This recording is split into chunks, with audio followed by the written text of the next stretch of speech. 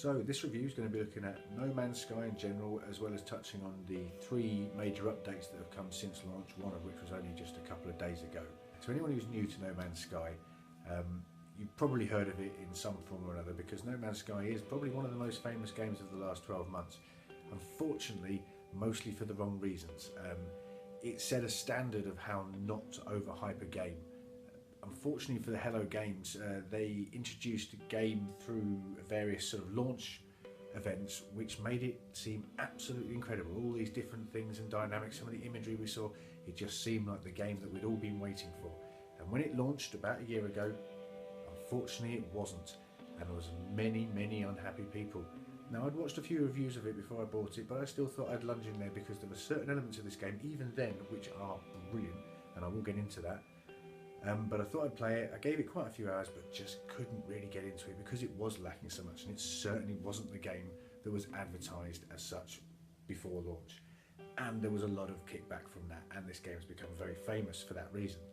All that said, since launch, Hello Games have gone reasonably quiet, which I know annoyed quite a few people, but they've been getting on with things, and they've launched 3 updates since a year ago, and on the 3rd update, I can honestly say that the game really is feeling a lot more like what it should have been when it was launched. Now, it's a shame it's taken a year, but at the same time, they haven't just given up on it, cashed in on all the money they got, because again, it was completely overpriced when it was launched. They've instead been working on it and trying to make it into the game that they, in essence, promised us, and it is quite close to that. So that's the sort of the history of the game. So what is No Man's Sky? No Man's Sky is, in essence, a first-person survival game. It has a sort of element of shooting in there, and there's also space flight in there as well. But the main core of it is a sort of survival game. Depending on the settings you pick, you do have different settings at the beginning of the game, which you can pick. So you can sort of have various survival levels, sort of from extreme where you've got like 1 life, and if you die, then you're dead, and that's the end of it, which must put a lot of stress on it. I guess you'd probably end up spending the whole time hiding in caves or rooms because you never dare go out. And then you've got all the way down to a sort of customizable not open world, but where you don't have as many restrictions in terms of money and health, so you can build more stuff. And so yeah, it's a first-person thing. You can, in essence, and this is the sort of the main premise of the game, the main skill of the game, is you can go anywhere. It's a universe. If anything, it's bigger than the universe we're in. Obviously, we don't know that, but there are countless planets and solar systems, so many that you will be discovering new places all the time. Even though this game's been out for a year, there will be plenty of places that have never been explored, and even if they have been explored, it's not a massive problem, but it just means you can name things and sort of discover stuff yourself. It is massive, and the way that they've done whatever they've done to create this sort of procedurally generated stuff means that you can go onto a planet, get out, and you can cover the whole area in essence, and they can be absolutely massive, and you can get in your spaceship, take off from that planet, fly to another planet and land on that one, and go and do whatever you like on that. Now, that premise of the game is brilliant. The problem they had with the early version of it is there wasn't actually that much to do, and also the whole collecting part of the game, which obviously is a big part. You mine resources and stuff. There wasn't really anywhere to store this stuff. You had a bit in your suit and your ship, but not much. And that seemed crazy to me, that it was all about sort of collecting, but yet you couldn't really store much. And you could increase this storage a bit, but it was slow grinding and a bit weird, and sort of, again, some of the purpose that could have been there for the game was lost because of that. They haven't actually necessarily improved that too much, other than the base building bit, which you can then collect resources there, which is much better. But it's still, that is still a little bit of an issue, but it doesn't feel so much of a problem. They have expanded as well how much can be held within these sort of various bits where you store the stuff in your ship and stuff compared to before, so that does also help. So that's an improvement. So yeah, that's basically the sort of the premise of the game. It's first-person survival, and you fly around the universe and to an extent do what you like. Now, on these various planets or in these various solar systems, there's different things you can visit. You can scan around and find different stuff.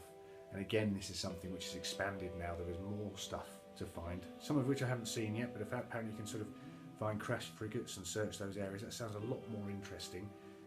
Also, there's, and this is the other thing I haven't touched on, as well as it being obviously procedurally generated, so there's constantly new things, mountain ranges, seas, or whatever to be seen on all these different planets. There's also trees, shrubbery, life forms. Now, some of these life forms, some of these trees and stuff are weird looking. Some of them look quite good, but again, it's a wide range, and it's what pushes you on to play this game is to an extent what it does for me. see what the next planet holds. You know, what different things might there be? What sort of sky does it have? What kind of sky does it have? Does it have sea? Does it have animals? Going in the sea, you're going to find some sort of big sea monster. I've come across a few, and you know, it's quite cool. It wears off a little bit, but there is so much variation in that, and the game again keeps, because it's been expanding and doing these updates, it's got better. So when you were landing on a planet before, you'd land there and you'd be walking around and you wouldn't get very far, to be honest. And you could get in your ship and fly a bit, and then land somewhere else and walk about. But there wasn't really too much you can do. Now, where you might build a base, like I say, I'll get into the base bit in a bit, you can also build vehicles to drive around on. I think there's 3 different versions, and that means you can cover much larger areas without the risk of running out of air or whatever the case may be, depending on the various atmospheres of the planet, because those affect you as well. It can be hot, can be cold, and that can affect how long you can be sort of out in the open. If you go into caves and stuff, generally you're reasonably protected from the elements and into rooms and stuff or buildings. But yeah, those are all parts of it, and with these vehicles, those things aren't really so much of an issue. So again, that's a great improvement. Now I keep talking about bases, so I'll start talking about them now. Before the game was launched, or when the game was launched, base building was not an option. Base building is now an option. It's not incredible, but it is quite good, and it certainly gives again the game a whole much more life. And one of the key reasons for this is you've got a point of sort of centre. Now you've got a home. Before you didn't, so you were just randomly going around. There wasn't really any point in going back to the planet you started on, and to be honest, you probably forgot what it was called. It got all a bit confusing with the menus and stuff. Now having a home base means you've got a point of origin, and so you can go from different places and come back there. You can also teleport there through different sort of trade stations and stuff, which helps instead of having to fly there all the time. And that again gives the game so much more life, gives it a reason to play. You can take stuff back there, you can employ people to work there. Different AI characters and stuff can be asked to come and work at your home as such, which then develops more things and gives you little bits of missions and things to do. Nothing too exciting, but stuff to do, and that's what was lacking all of it to start with. There wasn't really anything to do. It was great, it was massive, but what do I do? Now there is a lot more to do, and that is why this game is almost getting to the point where it should have been when it launched, based on what they were offering, which was basically one of the most amazing games ever. Wouldn't say it's the most amazing game ever yet, but each one of these 3 major updates that have happened has brought this game quite a lot closer to that point. And this more recent update has grown the game a lot more. The space part of the game was lacking. Now this is something that's come with some of the updates as well. But before, you'd used to have these sort of frigates and stuff that would sort of FTL into your solar system, say the solar system you're in, and there'd be these big flashes and you see these ships arrive and everything, and it looked really cool. And then they just sort of float there, and you go and fly up to them, and they'd just be there. Now you can board some of these. You can even buy them and start flying around. I think then land some of your own ships on there and have a big old, I'm not sure a fleet, but at least a big frigate. That's really cool.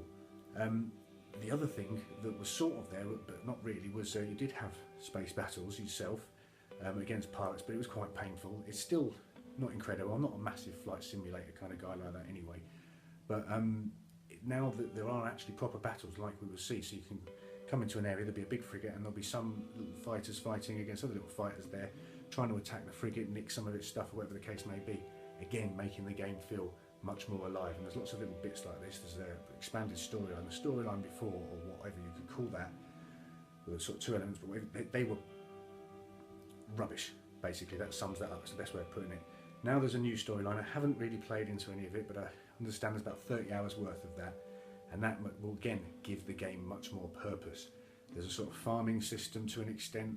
Again, I haven't really touched on that, but I have seen it in certain other elements of the other people's YouTube videos and stuff of the game, and so again gives it more meaning.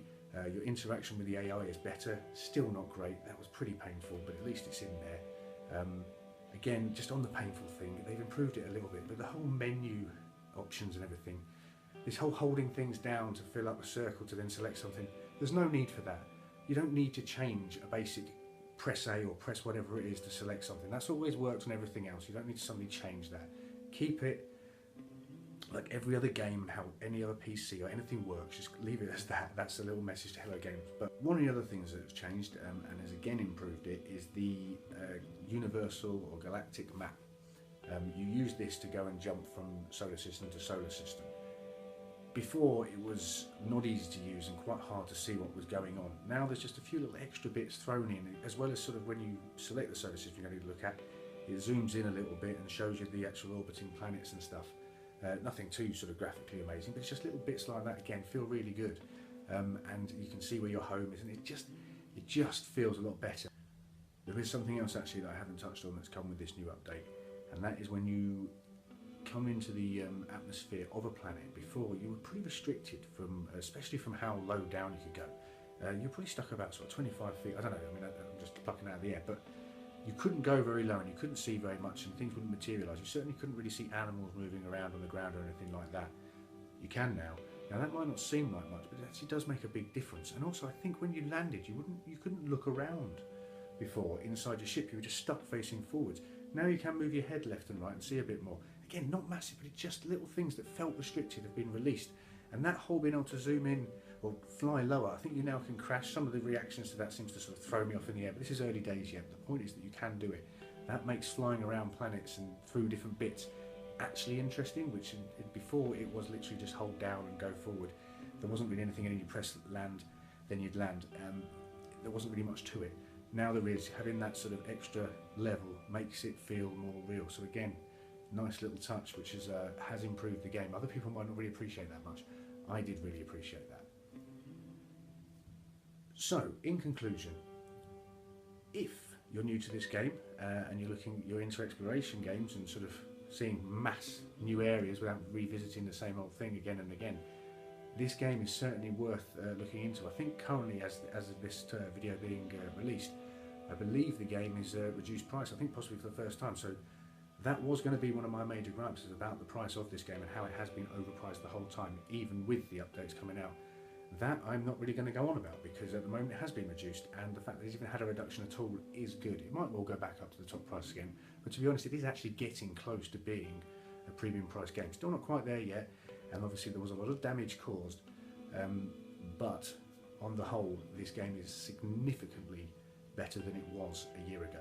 And for that reason, I am upping my score for No Man's Sky from what used to be a 6 to a 7, and it's almost close to an 8, but not quite there yet. There are a few bugs and stuff with this new release. Hopefully those things will be ironed out, and in time I may even up this to an 8.